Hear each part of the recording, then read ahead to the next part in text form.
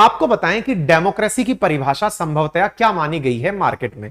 According to लोकतंत्र के जानकार यह माना गया है कि संभवतया डेमोक्रेसी 4 बड़े स्तंभों पर खड़ी है, जिनमें से एक है न्यायपालिका, एक एग्जीक्यूटिव कार्यपालिका, एक लेजिस्लेटिव विधायिका और एक है मीडिया। हालांकि यह कहीं पर किसी संविधान के अंदर लिखा हुआ नहीं है, लेकिन न्यायपालिका, विधायिका, कार्यपालिका या आपसी सामंजस्य में रहे, यह हमारे संविधान में लिखा हुआ है। यह अपन की बात हम कर रहे हैं।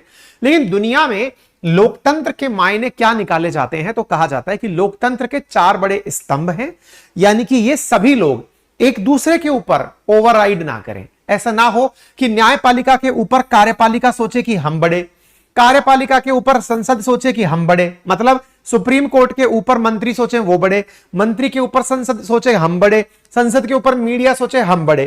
क्योंकि इन चारों के पास में जनता के प्रति अपनी वफादारी निभाने के मौके हैं, जनता के लिए काम करने के मौके हैं। तभी तो लिंकन साहब का स्टेटमेंट है ना, जनता का, जनता के द्वारा, जनता के लिए। ये चारों ही लोग काम तो जनता के लिए ही कर रहे हैं। मुसीबत कब हो कि जो काम एक साथ बराबरी पर किया जा रहा हो, उसमें से यदि लेजिस्लेचर यानी जहां से विधान बनते हैं, विधायिका, यदि वो न्यायपालिका की शक्तियों को ओवरराइड कर ले, यानी वो ये समझे कि मैं जो न्यायपालिका कार्य करेगी उस कार्य को खुद करूंगा या फिर न्यायपालिका के किए गए कार्य को मैं पलट दूंगा, अगर ऐसा कोई भी सोचता है तो ये जो समानता का भाव है इन तीनों के बीच में, या सामंजस्य का जो भाव है, वो बिगड़ जाएगा। यानी कि लेजिस्लेचर द्वारा जुडिशियरी के पावर अगर ले लिए जाएं या फिर जुडिशियरी के द्वारा किए गए फैसलों को अगर लेजिस्लेचर यानी विधायिका के द्वारा बदल दिया जाए, संसद या विधान परिषद, विधानमंडल के द्वारा बदल दिया जाए, तो इसे ओवरराइड करना कहेंगे और इसी कारण से इसे डेमोक्रेसी के खत्म होने का कारण मानेंगे। सवाल है, सर आपने लिखा कि लोकतंत्र खत्म हो गया, ऐसा क्यों? ऐसा इसलिए क्योंकि इजराइल के अंदर हुआ क्या है कि वहां पर जो जुडिशियरी है उसकी पावर अब संसद ने अपने पास ले ली है। मतलब जुडिशियरी के द्वारा यानी वहां की सुप्रीम कोर्ट के द्वारा किए गए किसी भी फैसले को यहां की संसद, जैसे भारत की संसद को अब संसद कहते हैं, अमेरिका की संसद को कांग्रेस कहते हैं, ऐसे इजराइल की संसद को नेसेट कहा जाता है। नेसेट के द्वारा, संसद के द्वारा, जो कि मतलब आम बोलचाल की भाषा में आप संसद कहें, उसके द्वारा सुप्रीम कोर्ट के द्वारा किए गए फैसले को पलटा जा सकता है।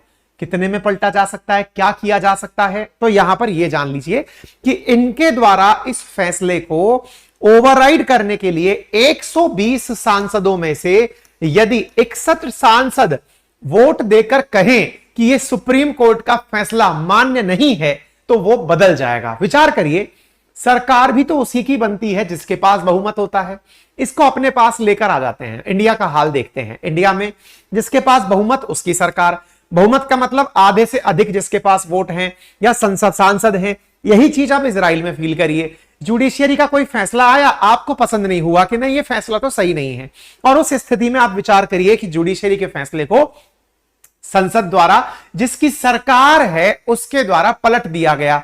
तो फिर एक बात बताइए, जुडिशियरी अल्टीमेटली करेगी क्या? न्याय फिर आप किससे मांगेंगे? आज अगर हम अपने देश की बात करें तो न्याय मांगने का सबसे बड़ा तार्किक आधार क्या है कि आपको लगता है कि सरकार के द्वारा अपने द्वारा निर्णय तो ले लिया। सरकार किसकी है? जिसने सरकार को जिताया, यानी कि सत्ता पक्ष के जो समर्थक हैं उनकी है। संभवतः आपने सरकार को वोट नहीं दिया हो, आपने वोट ना दिया हो तो सरकार, भाई एक बात बताइए, किसी भी देश में बहुमत का शासन है अगर लोकतंत्र के आधार पर, मान लीजिए हम सीधा सीधा बात करें, चलो 51% लोगों का मताधिकार है किसी के पास, तो बाकी 49% के हितों की रखवाली कौन करेगा?